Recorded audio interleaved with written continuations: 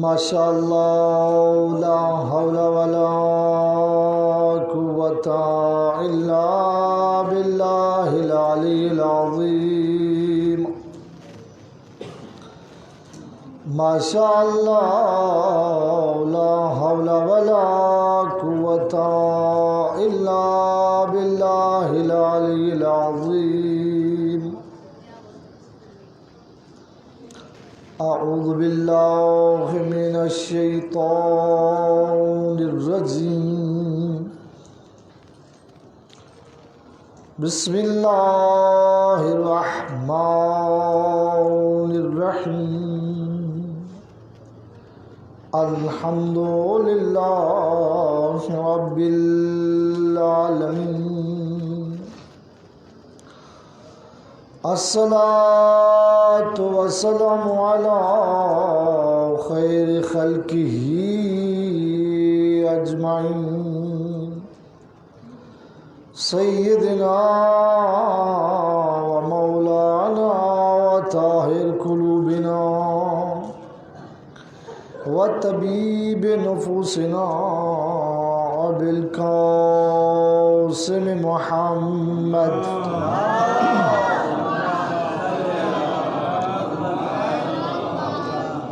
وآل بیتہ الطیبین الطاہرین المعصومین واللعنۃ الدائمۃ علی اعدائہم اجمعین نعم عداوتہم الی ابد العابدین اما بعد فقد قال اللہ تبارک و تعالی فی کلامہ المجید والفرقانہ الحمید وهو أصدق القائلين بسم الله الرحمن الرحيم إنا أعطيناك الكوثر فصل لربك وانحر إن شانئك هو الأبتر الصلوات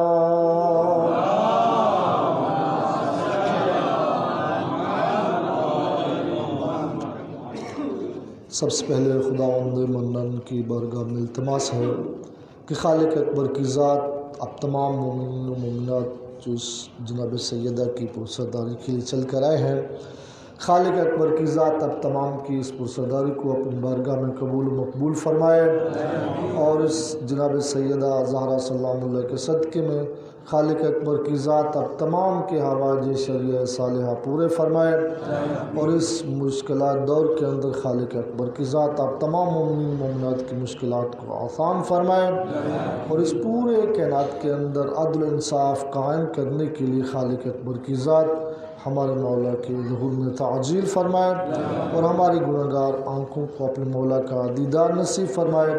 ان تمام دعاؤں کی قبولیت کے لیے ایک مرتبہ بلند تر صلوات۔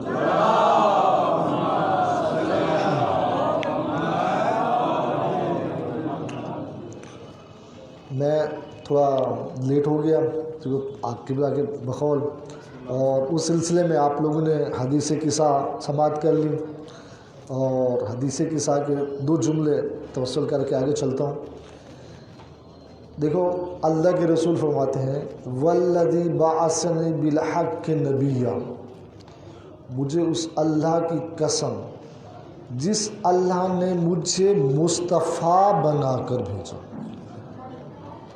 یعنی اگر خود اللہ کے رسول بات کرنا چاہیں ما ینطق عن الہویٰ کی مصداق ہے، کسی قسم کی کوئی گنجائش ہی نہیں بچتی۔ لیکن اگر دیکھیں ایک نارمل ہے نا، جس ہم اور آپ لوگ ایک نارمل گفتگو کرتے ہیں، ایک مرتبہ ہم وہ والی بات کرتے ہیں قسم اٹھا کے بات کرتے ہیں، کیوں؟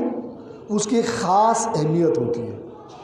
تو اللہ کے رسول اگر نارمل بات بھی کریں تو قرآن نے ان کی گفتگو کو وحی سے تعبیر کیا۔ اچھا، اب وحی سے اگر آپ چونکہ ذہن بات آ گئی تو وحی سے مراد کیا ہے، تو پھر ساری قرآن مجید میں ہونی چاہیے، میں سمجھا دیتا ہوں۔ دیکھیں ہمارے پاس 3 قسم کیٹیگریز موجود ہیں، ایک آیت ہے، ایک حدیث قدسی ہے، اور تیسری حدیث ہے۔ آیت کیا ہوتی ہے؟ آیت وہ ہوتی ہے کہ جس کا لفظ بھی اور مفہوم بھی اللہ کی جانب سے ہوتا ہے اور وہ حد اعجاز تک پہنچا ہوا ہوتا ہے، یعنی معجزہ ہوتا ہے، کوئی ایسا کام اور بندہ نہیں کر سکتا، حد اعجاز تک پہنچا ہوتا ہے۔ اچھا، حدیث قدسی کیا ہوتی ہے؟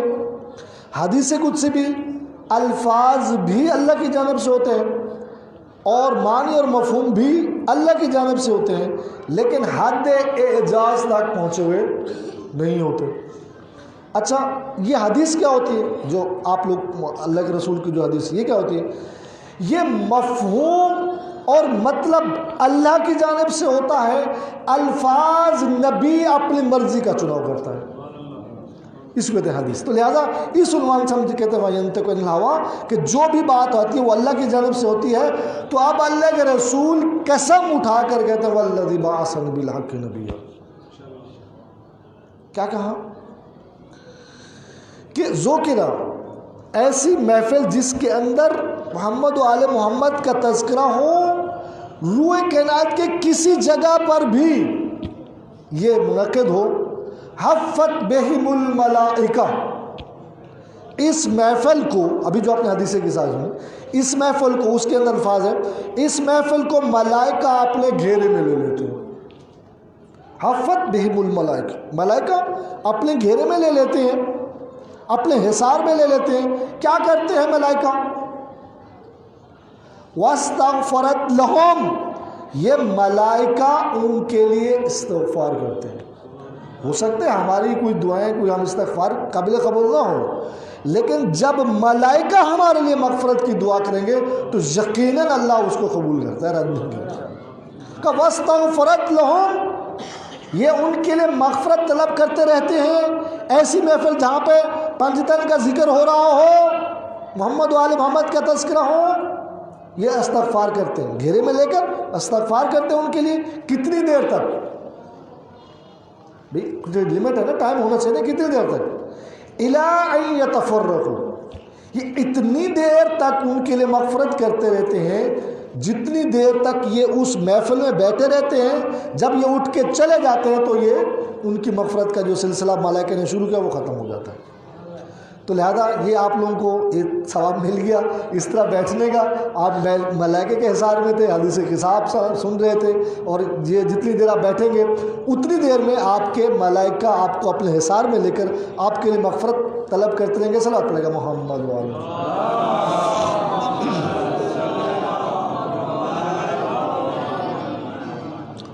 تو بہرحال آج چونکہ شب جمعہ بھی ہے، شب مغفرت ہے، اور مجھے اپنے موضوع کے بارے میں گفتگو کرنی ہے اور شب جمعہ کے حوالے سے بھی خدمت کچھ باتیں آپ کی خدمت میں بیان کرنی ہے۔ پہلے آپ وہ سورہ مجید کے حوالے سے آپ کی خدمت میں بیان کر دیتا ہوں۔ ہمارے چونکہ یہاں پہ بہت سارے چھوٹے بچے بھی یہاں پہ بیٹھے ہیں، قرآن مجید کا سب سے مختصر ترین سورہ ہے سورہ کوثر۔ اس سے کوئی چھوٹی سورہ نہیں جو 3 آیات پر مشتمل ہے۔ چھوٹے ہونے کے باوجود اپنے اندر فصاحت و بلاغت کے ایک سمندر رکھتا ہے۔ ویسے تو اللہ کی، میں نے ابھی آیت کی وضاحت کی، ہر آیت معجزہ ہے، لیکن یہ چھوٹا ہونے کے باوجود اپنے اندر فصاحت و بلاغت کے ایک ایسا سمندر رکھتا ہے کہ انسان کی فصاحت و بلاغت وہاں پر بھی نہیں مار سکتی، انسان کے تخیلات وہاں تک نہیں پہنچ سکتے۔ جب یہ سورہ نازل ہوا تو اللہ کے رسول نے کہا کہ علی اس کو لکھو اور خانہ کعبہ کی دیوار کے ساتھ لٹکا دو۔ اب ہوتا کیا تھا، خانہ کعبہ کی دیوار لٹکانے کا مقصد کیا تھا کہ سال میں 1 مرتبہ میلہ لگتا تھا، اس میلے کے اندر عرب کے جتنے بھی فصحاء و بلغاء ہوتے تھے، فصیح و بلیغ جو لوگ ہوتے تھے، شعراء حضرات ہوتے تھے، سبا ملکہ بھی وہاں پہ لگتے تھے. تو یہ دکھانے کے لیے کہ تم اپنے آپ کو اہل زبان سمجھ تو عرب، اور ہمیں کہتے ہیں عجم. عجم یعنی گونگے، تمہاری کوئی ویلیو نہیں ہے زبان کے اعتبار سے. کام نحن العرب، ہم عرب ہیں. عجم یعنی گونگا، جس کی کوئی زبان نہ ہو، وہ اتنے اپنے آپ کو زبان کا وہ سمجھتے تھے.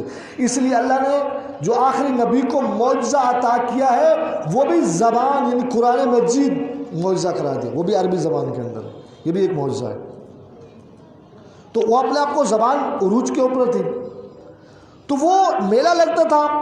اب کیا ہوتا تھا، ہر شعرا، ہر جو بھی بولگا فصحا کرتے تھے اپنی ایک خاص قسم کے تخیلات جو شعراء حضرات کے ہوتے ہیں، یا ان کا جو سج دھج ہوتی ہے، جو بھی جو شعراء حضرات بہتر سمجھتے ہیں اس کو، تو وہ لکھ کے لاتے وہاں پہ لٹکاتے، اور جتنے بڑے بڑے بلغا فصحا ہوتے سب کو پڑھتے. پڑھنے کے بعد ایک جگہ پہ جمع کیا جاتا، پھر ان میں سے سلیکٹ کیے جاتے کہ کس کو انعام دیا جائے. اچھا سلیکٹ کیا جاتا ہے کون یہ لمبی طویل گفتگو مختصر کرتا جا رہا ہوں. تو آخر پہ جب فیصلہ ہوتا تھا ایک بندے کے پاس، وہ اپنے زمانے کا بہت بڑا فصیح، اس سے ان کو دکھایا جاتا تھا کہ اس کے بارے میں کیا یہ جو الفاظ آئے ہیں صحیح ہے غلط ہے، کہیں اس کی کاٹ چھانٹ کرنی ہے نہیں کرنی ہے، اس کے پاس لایا جاتا تھا. اب جب اس سورہ کو اس کے سامنے رکھا گیا، ابھی ایک مسلمانوں کی جانب سے ایک نیا سورہ آیا ہے، آپ اس کو ذرا دیکھیں. اب اس کی عادت کیا تھی، وہ چیک کرتا ہے قلم اٹھاتا ہے پھر رکھ دیتا ہے. یعنی اس کو کوئی ایک نقطہ ایک چیز ایسی نہیں ملنی کہ کہیں جا کر میں درستگی کر سکوں. بار بار پڑھنے کے بعد وہ جملہ یہ کہنے پر مجبور ہو گیا، ما ھذا من کلام البشر، یہ کسی انسان کا کلام نہیں ہے. یہ جو کلام ہے یہ کسی انسان کا کلام نہیں ہے، یہ ما فوق الانسان کا کلام ہے. تو اس میں آپ کی خدمت بیان کر چوں، تو بلاغت کے اعتبار سے یہ سورہ اس لحاظ تک پہنچا ہوا ہے کہ اس زمانے کے بلغا جہاں ان کی فکر اینڈ ہو جاتی ہے، تبھی تو وہ کہہ رہے تھے یہ کسی انسان کا کلام نہیں ہے. کیوں؟ کیونکہ وہ سمجھتے تھے کہ ہم سے بڑا کوئی ہے ہی نہیں. اگر ہم اس کی کوئی کانٹ چھانٹ اور مطالب کو نہیں ادراک کر پا رہے تو پھر کوئی بھی نہیں کر سکتا. اس لیے کہ دماغ ھذا من کلام البشر، یہ کسی انسان کا کلام نہیں ہے. صلوات پڑھے گا محمد وآل محمد.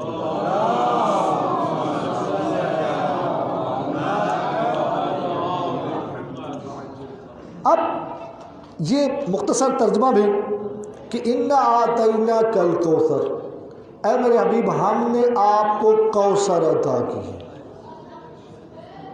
انا اعطیناک الکوثر، ہم نے آپ کو کوثر عطا کی. اب کوثر ہمارے مولانا صاحب یہاں پہ موجود ہے. کوثر فعل کا وزن ہے، کثرت سے نکلا ہے. جہاں پر کثرت کی انتہا ہوتی ہے وہاں کوثر کی ابتدا ہوتی ہے. یعنی آپ سمجھ آ رہی ہے میری بات کی؟ یعنی کثرت کی انتہا کوثر، جہاں تمام کثرتیں جمع ہوتی ہیں اسے کوثر کہا جاتا ہے. اب خالق اکبر کی ذات کہہ رہی کہ ہم نے آپ کو کوثر عطا کی.